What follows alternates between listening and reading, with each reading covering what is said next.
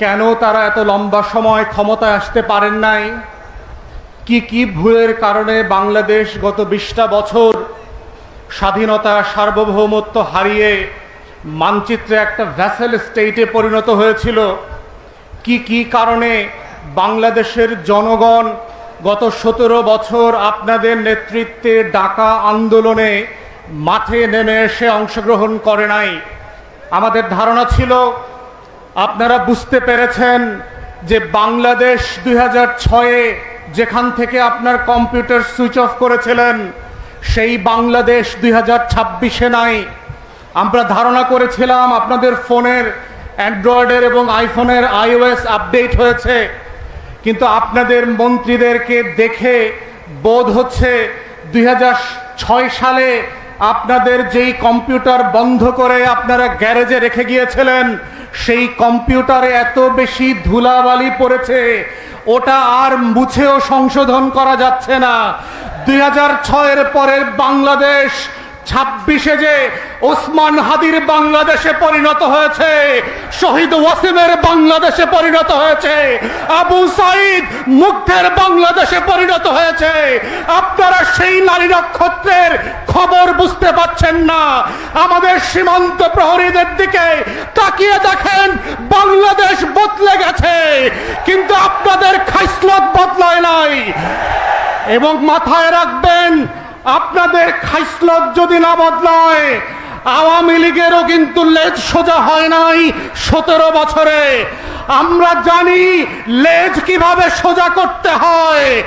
বাংলাদেশের মানুষকে বাধ্য করবেন না গণতান্ত্রিক সংসদীয় রাজনীতির বাইরে এসে অসুন্দর বিশৃঙ্খল রাজনীতির পথে হাঁটতে, যেটা আপনার জন্য ভালো হবে না, সরকারের জন্য ভালো হবে না, বাংলাদেশের স্বাধীনতা সার্বভৌমত্বের জন্য কোনো কল্যাণকর ঘটনা হবে না।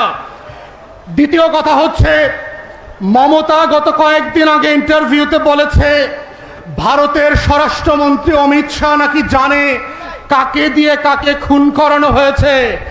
বাংলাদেশের পররাষ্ট্র মন্ত্রণালয়কে এখনো দেখলাম না চিঠি লিখে ভারতের কাছে ব্যাখ্যা চাইবার জন্য যে মমতা এবং অমিত শাহ মিলে ওসমান হাদির হত্যাকারীদেরকে কিভাবে বাঁচানোর চেষ্টা করছে তার ব্যাখ্যা চাওয়ার ব্যাপারে। তাহলে আমরা একই জিনিস দেখেছি গত 17 বছরে।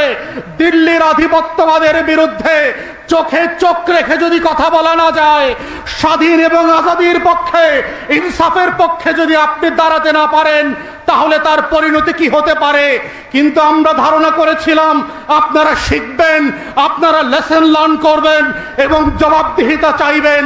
দুঃখজনক হলেও সত্য, আমাদের সংসদ এবং সংসদের বাইরে সরকারি দলের নেতারা, পররাষ্ট্র মন্ত্রণালয় এখনো এই বিষয়ে কোনো ব্যাখ্যা চায় নাই।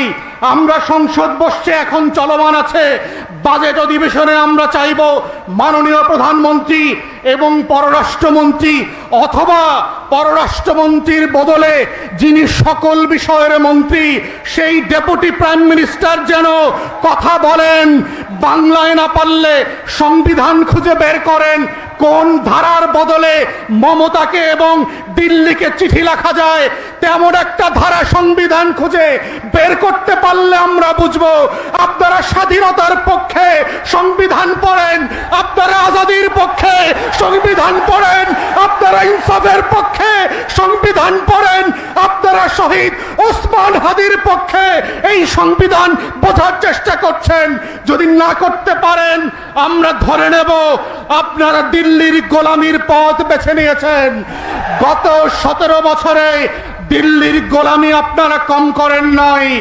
আপনাদের মন্ত্রী মিনিস্টার নেতারা অমিত শাহের পায়ে গিয়ে অর্ঘ্য দিয়ে আসছে, মাথা নত করে সেজদা করে আসছে, তারপরও দিল্লি আপনাদেরকে বিশ্বাস করে নাই। অতএব সেই অতীত থেকে যদি আপনারা না শেখেন, তাহলে বুঝতে হবে আপনারা বদলান নাই, আপনাদের খাইসলত বদলায় নাই, আপনারা বাংলাদেশকে নতুন করে শাসন করতে প্রস্তুত না। এবং যেটার প্রমাণ গত 3.5 মাসে আপনাদের প্রত্যেকটা কথায়, কাজে, কর্মসূচির মধ্য দিয়ে আপনারা প্রমাণ করছেন। আমরা দেখেছি মাননীয় প্রধানমন্ত্রী খুবই ভালো কথা বলেন না, খুবই চুপচাপ থাকেন, কিন্তু যে কটা বলছেন সেই কথাগুলোর সাথে আমরা কাজের মিল খুঁজে পেতে চাই। পুলিশের সামনে বক্তব্য দিচ্ছেন রাজনৈতিক কারণে পুলিশকে ব্যবহার করবার কারণে আইনশৃঙ্খলা বাহিনী ভেঙে পড়েছে। সেই অনুষ্ঠানে পুলিশের ডিআইজি বক্তব্য দিচ্ছে কিভাবে ক্লাস 7 থেকে সে জাতীয়তাবাদী জিয়ার রাজনীতি করে বিশ্বাস করে। আপনি তাকে মন্দ কিছু বলেন নাই। ঢাকা বিশ্ববিদ্যালয়ে শিক্ষকদের সামনে বলছেন রাজনীতি করবার কারণে, রাজনৈতিক অ্যাপয়েন্টমেন্টের কারণে, শিক্ষক নিয়োগের কারণে আমার শিক্ষা ব্যবস্থা ভেঙে পড়েছে। সেই বিশ্ববিদ্যালয়ে আমরা দেখেছি কিভাবে আপনার ধান কাটা ভিসি চারপাশে বসেছিল আপনার অ্যাপয়েন্টেড। অতএব এই কথা কাজের অমিলের থেকে আমরা কথা কাজে মিলের রাজনীতি দেখতে চাই, এবং এই মিলের রাজনীতি হচ্ছে 2024-এর গণ অভ্যুত্থানের রাজনীতি। এটাই হচ্ছে জুলাই সনদের সংস্কার বিচারের রাজনীতি। এটাই হচ্ছে নাইম হাসান জাতীয় ক্রিকেটাররা যারা চট্টগ্রামে গুমের শিকার না হয় সেই রাজনীতি। এবং আমরা চাই সেই রাজনীতি বাংলাদেশে সফল হোক এবং সবাইকে সেই রাজনীতির পক্ষে থাকবার আহ্বান জানিয়ে আমার বক্তব্য এখানেই শেষ করছি। আসসালামু আলাইকুম।